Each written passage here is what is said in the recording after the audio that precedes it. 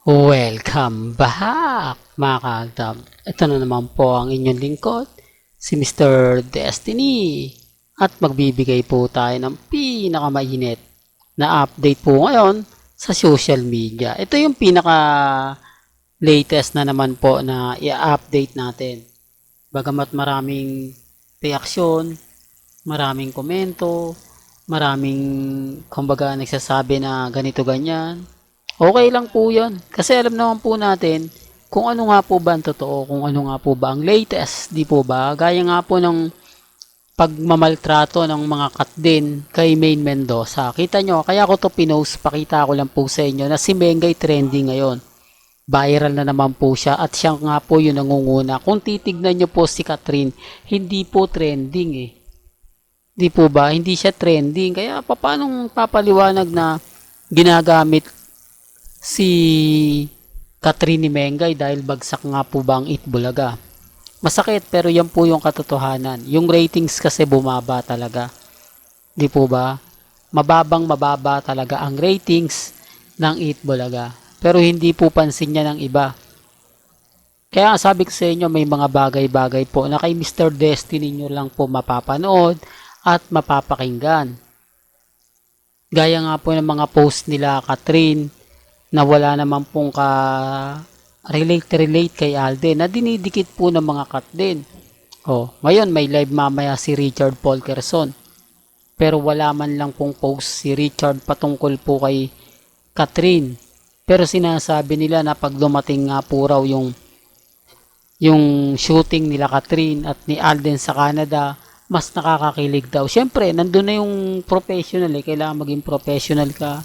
Kailangan makuha mo yung simpatya ng mga manonood, kailangan makuha mo na sobrang close kayo, di po ba, sa labas at sa loob. Ngayon, pagkatapos naman ng pelikula, back to normal lang naman po yan eh.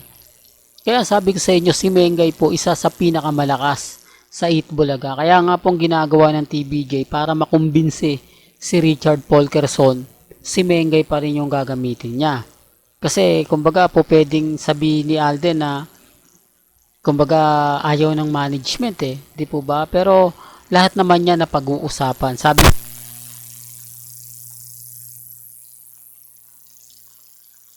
si Bossing, ganyan din po yung ginawa niya sa TV5 at sa ABS-CBN. Although sabihin hindi naman nakapirma ng kontrata eh. Pwede pa rin pong mangyari dahil bali-balita ko nga po mga kaaldab, gagawa, sana nga po matuloy yung pelikula nila Bossing, nila Mengay sa Metro Manila Film Festival o magkakaroon ng mga di po ba?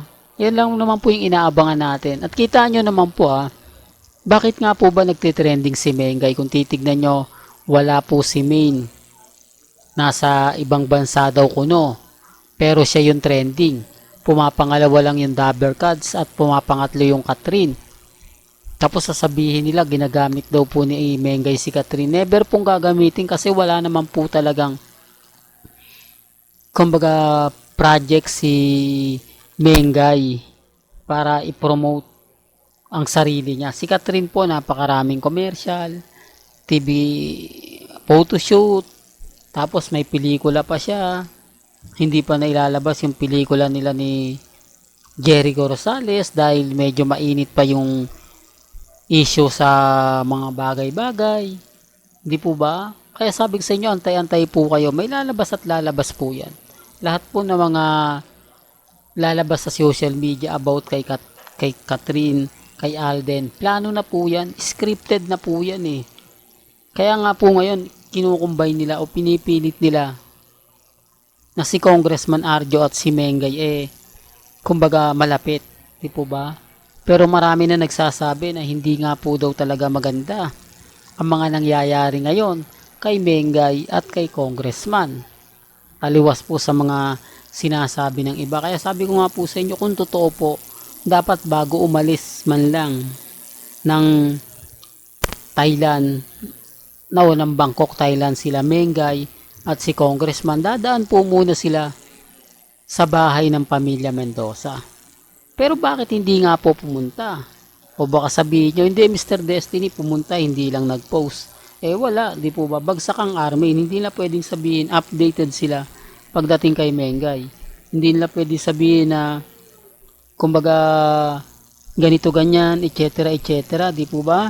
Kaya sabi ko sa inyo, huwag po kayong basta-basta magugulat. Huwag po kayo basta-basta maniniwala sa mga sinasabi ng iba. Ako ramdam ko po kung gaano kalakas ang Aldab Nation. Kasi nakikita ko yung mga komento, kaya masaya po ako, lalong dumami ang mga mamis, mga titas, mga senyor na kumbaga naniniwala pa rin po sa Aldab. Pero ito po ay since 2015 hanggang 2019. Hindi na po madadagdagan yan at never na po akong magpapadagdag kasi wala na pong maniniwala sa akin. Sa 2023, 2022, lahat yan pambabash Lahat yan masasakit, talagang hindi magagandang salita. Kita nyo naman po yung mga komento sa akin, pero naninindigan po ako kung gaano nga po ba kalakas, kung gaano nga po ba katindi ang Aldab Nation. Ngayon, malapit na po yung anniversary namin. Magpaparamdam na naman. Kaya nga po kami binabasag Kaya nga po sinasabi nilang, ikaw Mr. Destiny, tumigil ka na. Lahat naman ang sabihin mo, hindi totoo. Lahat naman ng paliwanag mo, puro fake news. Wala naman po tayong sinabing hindi totoo para sa kanila.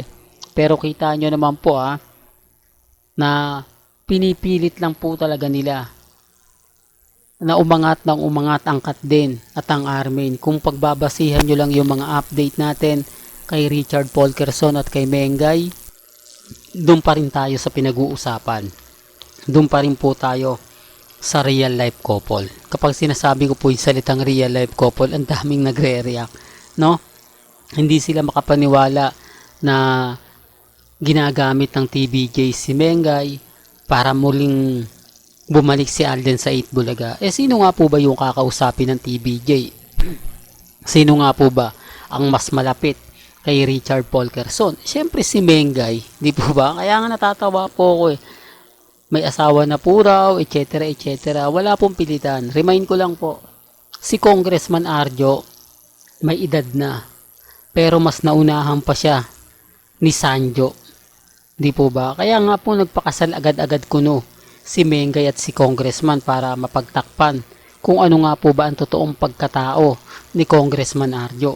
Kung sino nga po ba si Enchong D sa buhay. Magtataka po kayo, di po ba? Hindi na sikat si Enchong D pero nagkakaroon pa siya ng project sa ABS-CBN. Ganun po kalakas ang pamilya Atayde sa ABS-CBN. Although hindi po sila bumaliktad. Hindi sila lumipat. Po ba nanatili silang ABS-CBN o kapamilya. Kaya nagtataka nga tayo, mga napakaraming artista pa ng ABS-CBN pero nagkaroon ng project si Enchong D. Oops, issue na naman yan, Mr. Destiny.